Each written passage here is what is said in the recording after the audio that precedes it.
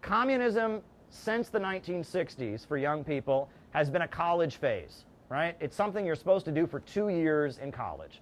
You go to college, you're thinking for yourself, you have a Marxist or lefty professor, and so you join one of these groups and you sell their newspaper, and maybe they pressure you to donate your life savings or something like that, or they make you quit school or something like that, and you do that for 2 or 3 years, and then you realize, oh shit, this group is not going anywhere, it has no real plan to ever take off, so you quit and you hate communism for the rest of your life, and that was a radical phase in college you're kind of embarrassed about, and maybe when you're drunk at the bar with your friends in your 40s, you reminisce about that, and I would meet those people all the time on the streets of New York City. I would always meet them, when I was young, and they'd say, give it 2 years, you'll be out of there, you'll hate, and the thing is, it shouldn't be that way. And CPI, part of the reason we're so different is we are designed to not be a college phase. That's the thing. We don't want to be that.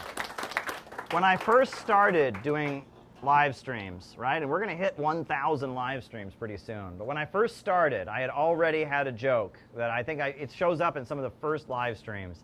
And it's a joke that I used at the time we were still identifying as communists, and it was a joke that I made about the communist movement. So I'm going to tell the joke, right? I might as well. And the joke goes like this: there's a lawyer, a wealthy lawyer who has a dream, and in the dream, something he believes to be the voice of God tells him, hire a communist to work at your law firm. So he awakens from his dream and he says, all right, I'm going to hire a communist to file the papers at my law firm. So he goes to the headquarters of the Communist Party USA and he says, hey, I'm looking for somebody, and they hire somebody from the Communist Party USA to file the papers. So he takes him to his office and he shows him the papers. He says, all right, file the papers. And he goes away and he comes back and the guy's sitting there and the papers are not filed. And he says, why are the papers not filed? And the guy says, Donald Trump is in the White House, and the Republicans control Congress. Maybe if we can have another midterm election and the Democrats get control of Congress, maybe then we can start to maybe talk about filing the papers. But right now, we got to defeat the right wing. I can't do it.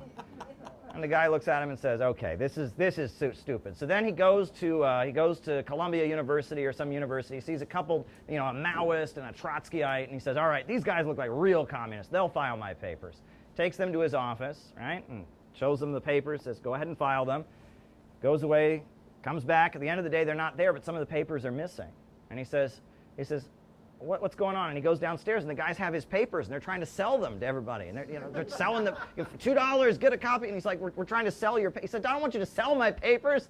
I want you to file my papers. So then he goes and he finds somebody from the Party for Socialism and Liberation. He says, these guys seem like real communists. They'll file my papers. So he hires the person, right? And he shows them the papers and says, file the papers, goes away, comes back at the end of the day. All the papers are still there, not filed. But there's a leaflet sitting on the desk. It says, rally in Times Square to file the papers. And he's like, oh, shit. Oh, man. And he goes to Times Square, and there's about 15 people there with signs that say, file the papers. And they're chanting, file the papers. File the papers.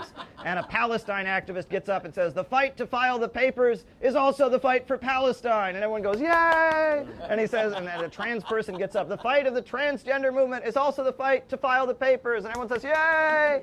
And the lawyer walks over and he says, what is wrong with you communists? What is wrong with you? I just need someone to file my papers. And the PSL person looks at them and says, excuse me, you can't compare me to all those other groups. They just talked about filing the papers. I'm the one who actually did something. So there you go. I've been using that joke for years. So, yeah. Just one thing. It'll be, if you want to be cheeky about it, make yourself up a placard with file the papers, and honestly turn up to one of their rallies. File the papers and see what happens. Ask me about filing papers, and then you talk to them about innovation. Yeah, that's right. I just have one question. What did the anarchists do? Oh, that's a good question. Did they They dumpster dive for more paper. Yeah, they dumpster dive. Just wondering, that's all. That was the best description of the American left I've ever heard. Okay, well, there you go. In the 21st century. Yeah, well, we've seen it all up close, so.